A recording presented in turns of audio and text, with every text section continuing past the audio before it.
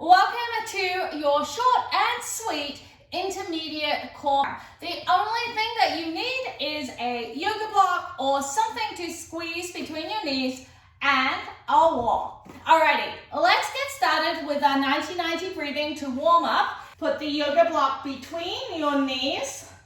Bring your feet out wider than hip width, and you can adjust the yoga block depending on how much internal rotation you can work with. And then pull down on your heels so that your lower back is on the ground, hamstrings activated, glutes are nice and squishy, and so are those TFLs. Let's start by inhaling through your nose and exhale. Gently pull those knees into that block. Inhale, relax. Feel the belly and back expand. Exhale. Feel that pelvic floor, TVAs, inner thighs, all tighten. No glutes, no TFLs. Inhale. Full relax. Exhale. Squeeze. Just a very gentle squeeze. About a 50% effort. We don't want quads or anything coming in. Inhale. Relax. Exhale. Contract. Hold. And do one more. Get a really good expansion. Inhale. And exhale. Great work. All right, we're going to shimmy away from the wall and we're going to go into a dead bug. So shimmy, shimmy, shimmy, shimmy away. And now I want you to keep that yoga block and you're going to put it on one knee, elbow on the block, other hand towards your head. Exhale. Engage. Bring the other foot up. And elbow just in line with the other one. It's not on the yoga block. We're just going to do a dead bug. So you're going to extend the leg and back, pushing that elbow into the block, not allowing this knee to move. All right, let's go. So exhale as you extend. Inhale as you bring it back in. Exhale and inhale. You can drop it down if you need this way versus extending it out, which will make it slightly easier. Making sure whichever way you do it, you don't allow that rib cage and lower back to pop off the ground. The back stays still. You're pushing into the knee is pushing into the elbow, the back is on the ground, through, out, and just go to your level. You can even tap it down here, which will make it lots easier, or you can extend up a little bit higher if you feel like it's your hip flexors stopping you from being able to do that full extension. All right, switch it over. Take a moment to breathe. Then we're going to reset. Other leg up, elbow in. Exhale, engage, lift. And then pushing into that yoga block, we are pushing out and back in. Out, back in. If you don't have a yoga block, you can hold your hand here. This one would be a cross sling. This way we're not cross slinging it. Either would work. Really focus on that nice scoop. Up. Exhale, no movement. Remembering, you can tap if you need to. One more.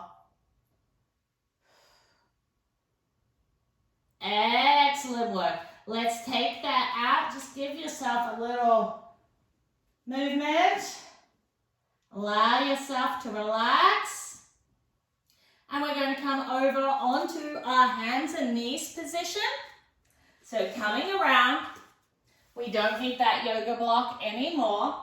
From this position, I want you to really focus on pulling up from that pubic bone, triceps around so that the elbows are facing you.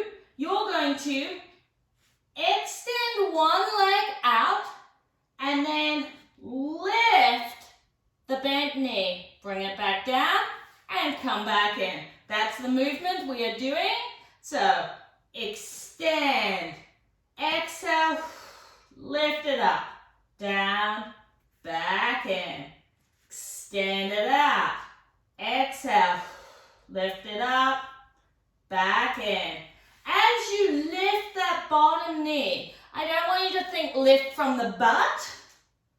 I want you to really focus on rounding, pulling from that pubic bone to bring it up. Really work the core to lift. Keep it going. Great work. These are harder than they look. We shouldn't have any movement and no shoulders rising. Do one more. Exhale. Bring it up. Great work. Bringing it back. Just take a moment. Inhale and exhale. Coming back up, set ourselves back up into that hands and knees position.